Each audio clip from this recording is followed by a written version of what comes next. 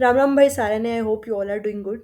तो करते हैं हमारा आज का question solve and let's move one step ahead in this coding challenge. तो आज का हमारा जो क्वेश्चन है वो है सुडोकू सॉल्वर। ओके, तो आई होप आपने यहाँ से ये क्वेश्चन एक बार रीड कर लिया होगा। तो हम चलते हैं अपनी सॉल्यूशन स्क्रीन की तरफ और वहीं पे देखते हैं कि क्या हमें दिया गया है इस क्वेश्चन में और क्या हमें सॉल्व करना है, राइट। ओके, या तो अगर हम सबसे पहले देखें कि इस क्वेश्चन में हमें क्या गिवन है, तो हमें एक वेक्टर ऑफ वेक्टर जो कि हमारा एक सुडोकू के फॉर्म में जो बोर्ड्स नाम से हमें दिया गया होगा इस तरह से, राइट। इसका जो डायमेंशंस होगा वो होगा 9 × 9, यानी कि इसमें 9 रोज होंगी और 9 कॉलम्स होंगी, राइट।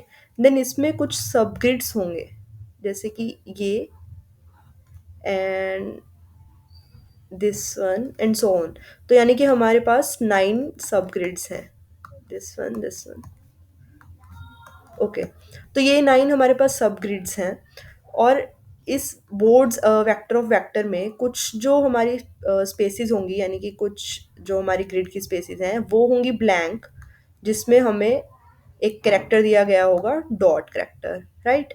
और कुछ जो स्पेसिस होंगी उस पे एक करेक्टर 1 to 9 में दिया गया होगा हमें, राइट। तो कुछ स्पेसेस हैं जो हमारी इसमें फिल्ड हैं और कुछ जो हैं वो फिल्ड नहीं है।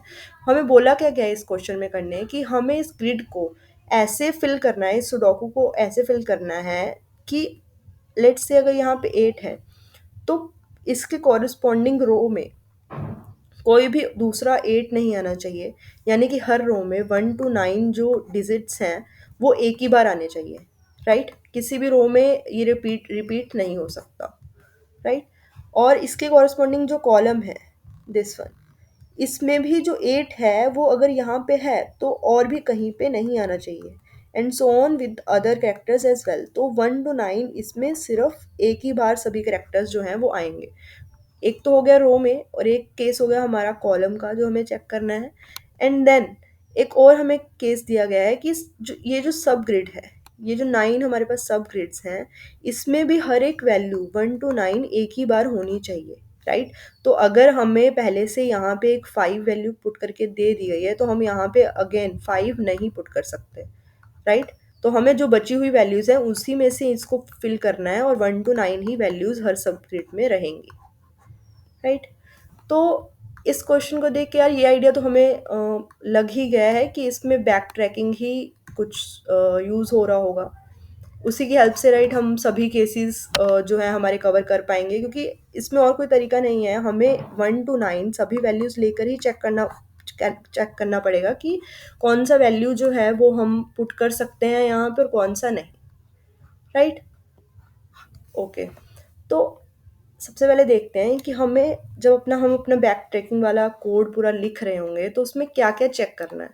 तो फर्स्ट थिंग इज़ कि हमें इस पूरी रो में, यानी कि इस पर्टिकुलर रो में, लेट से हम रो नंबर किसी पे भी काम कर रहे हैं जिसमें 8 है, 0 1 2, तो अगर हम ज़ीरो बेस्ड इंडेक्सिंग जो है वो फॉलो करें, तो अगर हम रो नंबर सेकंड में काम कर रहे हैं तो हमें क्या चेक करना है कि रो सेकंड में कोई भी कैरेक्टर सी के इक्वल नहीं है। यहाँ पे सी क्या है हमारा, हम चेक कर रहे होंगे for c is equal to 1 to 9, right. क्योंकि हर एक रो के लिए, हर कॉलम के लिए, जहाँ पे भी हमारा बोर्ड्स ऑफ जो हमारा रो और कॉलम है वो एक एम्प्टी स्पेस होगा, यानी कि डॉट करेक्टर के इक्वल होगा, वहाँ पे हमें क्या करना है, हमें c इज इक्वल टू 1 से लेके 9 तक चेक करना होगा कि कौन सी वैल्यू हम पुट कर सकते हैं, कोई कौन सी नहीं। इसके लिए हमें कुछ कंडीशंस चेक करनी होंगी। तो लेट्स से अगर हम c को 1 रखते हैं तो हमें क्या देखना है कि हम जिस भी पर्टिकुलर रो और कॉलम पे काम कर रहे हैं उस रो में क्या c इज इक्वल टू 1 पहले से कहीं दिया गया है, क्या इस कॉलम में ये दिया गया है, और क्या ये सब ग्रिड में पहले से ये वैल्यू दी गई है या नहीं। तो ये 3 जो वैल्यूज़ हैं वो हमें चेक करनी है। तो पहली जो है रो वाली कंडीशन, वो तो क्या होगा कि i is equal to 1 to 9 में अगेन हम चेक कर रहे होंगे कि इफ़, और अगर हम ज़ीरो बेस्ड इंडेक्सिंग कर रहे हैं तो हम लेट्स से 0 to 8 चेक कर सकते हैं कि इफ़ बोर्ड्स ऑफ हमारा जो रो, जो कि होगा इस केस में i, और कॉलम इक्वल टू सी है, तो हम क्या करेंगे, एक रिटर्न फॉल्स कर देंगे, तो यानी कि बूल नाम से हम एक फंक्शन बनाएंगे यहाँ पे, जिसमें हम ये केस वैलिड है या नहीं वो चेक कर रहे होंगे। देन सेम चीज़ हम कॉलम के साथ करेंगे, जिसमें हमारा बोर्ड्स ऑफ हमारा यहाँ पे आ जाएगा रो, और यहाँ पे होगा हमारा आई। तो ऐसे ही हम हर कॉलम और हर रो के लिए चेक कर लेंगे। अब जो नेक्स्ट केस है, जिसमें हमें चेक करना है कि क्या हमारे पर्टिकुलर सब ग्रुप में, जैसे कि यहाँ पे है जो case, okay give me a second, या तो अगर जैसे ये वाला केस हम देखें 8 वाला, तो हमें चेक करना है कि इस ग्रिड में क्या कहीं पे 8 है। और लेट्स से अगर हम ये वाला ग्रिड लेकर चलें, तो और अगर हम इस रो कॉलम पे चेक कर रहे हैं 6 वाले पे, देन हमें चेक करना है कि इस पर्टिकुलर सब ग्रिड में कहीं पे भी 6 पहले से हमें दिया गया है या फिर नहीं। तो इसमें हमें क्या करना है, तो सबसे पहले हमें क्या निकालना है कि ये कौन सा ग्रिड है, राइट। तो यहाँ पे हमारे पास 9 ग्रिड्स हैं। सबसे पहले हम क्या देखेंगे कि हमें ये रो पता होनी चाहिए, यहाँ से लेके ये 3 रोज हमें चेक करनी है, और यहाँ से लेके ये 3 कॉलम्स हमें चेक करनी है। तो कोई भी सब ग्रिड के लिए हमें एक तो ये पॉइंट पता होना चाहिए, यहाँ से हमारी रोज स्टार्ट हो रही है, एक ये पॉइंट पता होना चाहिए जहाँ से हमारी कॉलम्स स्टार्ट हो रही हैं। तो रो के लिए हम क्या करेंगे, तो सबसे पहले तो देखो, ये हमारे पास 3 पार्ट्स हैं, राइट। एक पार्ट ये है जिसमें 3 सब ग्रिड्स हैं, एक पार्ट ये है जिसमें हमारे 3 सब ग्रिड्स हैं, और एक पार्ट ये है, राइट। तो अगर हम हमारा पर्टिकुलर रो जो भी है, लेट्स से ये 1 है जहाँ पे हम ये वाली रो के साथ कर रहे हैं अपना काम, तो 0 1 2 3 4 5 6 7 8, तो लेट्स से हम फोर्थ रो के साथ अपना काम कर रहे हैं। तो हम क्या देखेंगे कि ये जो रो है वो कौन से पार्ट में आ रही है, फर्स्ट में, सेकंड में, या फिर थर्ड में। तो ये कैसे देखेंगे, हम सिंपली रो बाय 3 जैसे ही करेंगे तो हमें पता चल जाएगा कि कौन से पार्ट में है। तो अगर हम 4/3 करेंगे तो हमारे पास आएगा 1, यानी कि ये फर्स्ट पार्ट में है। ये अगर जीरो पार्ट है, ये 1 फर्स्ट पार्ट है, और ये सेकंड हमारा पार्ट है, तो ये है हमारा फर्स्ट पार्ट में, राइट। अब अगर हम row number, starting row number check करना चाहते हैं, तो हम क्या करेंगे, इसको मल्टीप्लाई करेंगे 3 से, क्योंकि हर पार्ट में 3 रोज हैं। तो अगर ये फर्स्ट पार्ट में है, यानी कि जीरोथ पार्ट की तीनों रोज जा चुकी हैं, तो हम इसको 3 से जब मल्टीप्लाई करेंगे तो ये हमें ये पॉइंट देगा, यानी कि हमारा ये जो ग्रिड है इसका जो स्टार्टिंग रो है वो ये है। वहीं अगर हम 7/3 लेट से करें, तो इस केस में हमारा आएगा 2, और जैसे ही हम 2 × 3 करेंगे तो हमारा आएगा 6। तो इस केस में भी हमें ये मिल गया 6th, यानी कि यहाँ से ये हमारा सब ग्रिड स्टार्ट हो रहा है। तो ये तो मिल गया हमें स्टार्टिंग रो अपना। सेम वे में अगर हम कॉलम बाय 3 × 3 करें तो हमें मिल जाएगा हमारा स्टार्टिंग कॉलम, राइट। तो अगर हम देखें 0 1 2 3 4 5 6 7 8, तो अगर हम 7/3 करें तो हमारा ये जो ये है इंटू 3, राइट, 6 करें, okay, give me a second,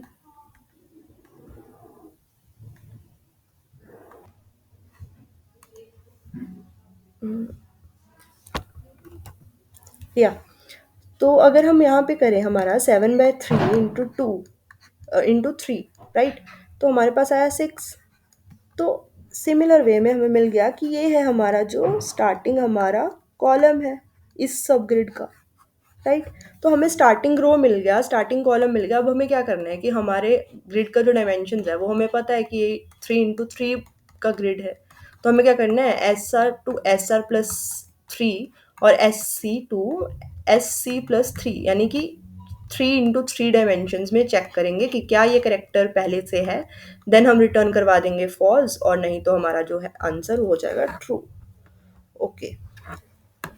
या तो यहाँ पे जो नेक्स्ट हमारा कंडीशन होगा वो होगा, पहले हम इंट SC स्टार्टिंग कॉलम निकालेंगे, फिर निकालेंगे हम स्टार्टिंग रो अपना, रो बाय 3 × 3 करके, एंड सिमिलर वे में ये होगा हमारा कॉलम बाय 3 × 3, और फिर हम इसमें लूप चला के चेक कर लेंगे कि क्या ये करेक्टर पहले से है या फिर नहीं। और फाइनली हम जो हमारा है रिटर्न ट्रू करवा देंगे, यानी कि अगर हमारे ये तीनों केसेस में कहीं पे भी रिटर्न हमारा फॉल्स नहीं हुआ, तो इसका मतलब हम वो कैरेक्टर जो है हमारा पुश करवा सकते हैं वहाँ पे, राइट। तो एक बार हम इसका कोड देख लेते हैं, उससे ही आई थिंक चीज़ें जो हैं ज़्यादा क्लियर होंगी कि कैसे हम क्या करेंगे, ओके। तो अगर यहाँ पे हम देखें तो सबसे पहले एक सॉल्व फंक्शन मैंने बनाया है, राइट? तो सॉल्व फंक्शन में हम क्या कर रहे हैं, हम सिंपली ग्रिड को ट्रेवर्स कर रहे हैं जैसे कि हमने डिस्कस किया ही। और जहाँ कहीं पे भी हमारा डॉट करेक्टर आएगा यानी कि स्पेस जो है वो एम्प्टी है, वहाँ पे हम c इज इक्वल टू 1 से लेके 9 तक चेक कर रहे हैं कि क्या हम करेक्टर को पुश करवा सकते हैं और क्या नहीं। यहाँ पे हम एक फंक्शन कॉल कर रहे हैं इज़ वैलिड, जो कि हमने पीछे डिस्कस किया, हमारा जो बूल फंक्शन है, राइट? उसमें कुछ पैरामीटर्स हमने पास कर दिए, हमारा करंट रो, हमारा करंट कॉलम और हमारा जो कैरेक्टर हम पुश करवाना चाहते हैं। तो ये है हमारा जो इज़ वैलिड फंक्शन जिसके बारे में हमने डिस्कस किया कि इसमें पहला केस तो क्या है, इंट 0 to 9 तक हम चेक कर रहे हैं कि क्या उस रो में, पर्टिकुलर रो में सी है, तो रिटर्न फॉल्स करवाया। क्या उस पर्टिकुलर कॉलम में सी है, देन अगेन हमने फॉल्स रिटर्न करवा दिया अगर है। उसके बाद हमने क्या चेक किया, हमने एक वेरिएबल बनाया int s r is equal to row by 3 into 3, यानी कि हमारा स्टार्टिंग रो सब ग्रिड वाला पार्ट यहाँ पे हम चेक करने वाले हैं। और हमने एक स्टार्टिंग कॉलम नाम से वेरिएबल बनाया जिसका वैल्यू स्टार्टिंग जो है वो है कॉलम बाय 3 into 3। और फिर ये लूप के थ्रू ट्रेवर्स करके हमने पर्टिकुलर सब ग्रिड को ट्रेवर्स कर लिया और देख लिया कि क्या उसमें करेक्टर पहले से है या फिर नहीं। अगर तो मिल गया हमें करेक्टर तो हमने रिटर्न फॉल्स करवा दिया, यानी कि हम अब ये करेक्टर दोबारा पुश नहीं कर सकते अपने बोर्ड्स में। अदरवाइज हमने क्या करवाया, रिटर्न ट्रू, राइट? तो यहाँ पे हमें इस वैलिड फंक्शन से जो भी वैल्यू मिलेगा उसके अकॉर्डिंग हमने क्या किया कि अगर तो ये फंक्शन हमें ट्रू रिटर्न करवा रहा है यानी कि हम पुश कर सकते हैं, तो हमने क्या किया, बोर्ड ऑफ आई जे का वैल्यू अब क्या कर दिया हमारे करेक्टर की तरफ, करेक्टर के इक्वल, राइट? जो पर्टिकुलर करेक्टर हम पुश करवाना चाहते थे हमने वो पुश करवा दिया, राइट? एंड इफ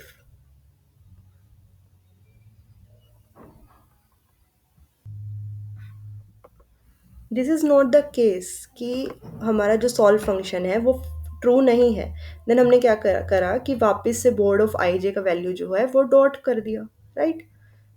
तो फाइनली हमने यहाँ पे फॉल्स कर दिया कि अगर ये हम नहीं करवा पाए करेक्टर को पुश तो हम रिटर्न फॉल्स करवा देंगे, राइट? और फाइनली जो हमने क्या किया कि हमने एक फंक्शन, ये सॉल्व फंक्शन यहाँ पे कॉल कर दिया, राइट? तो अगर हम इसका टाइम कॉम्प्लेक्सिटी देखें, ओके, या तो अगर हम इसका टाइम कॉम्प्लेक्सिटी देखें तो वो क्या हो जाएगा हमारा ऑफ n इंटू एम, क्योंकि हम पूरा ग्रिड जो है हमारा ट्रेवर्स कर रहे हैं और हर वैल्यू के लिए हम 9 केसेस देख रहे हैं फॉर करेक्टर 1 to 9, राइट? तो हम हर एक वैल्यू को लेकर चेक कर रहे हैं अपने ग्रिड के लिए। तो इसका जो टाइम कॉम्प्लेक्सिटी हो जाएगा वो हो जाएगा ये। तो आई होप आप सबको ये कोड और इसका टाइम कॉम्प्लेक्सिटी सब क्लियर होगा। ओके, या तो आई होप आपको ये कोड अच्छे से क्लियर हो जाएगा। This is all from my side for this video. Thank you so much.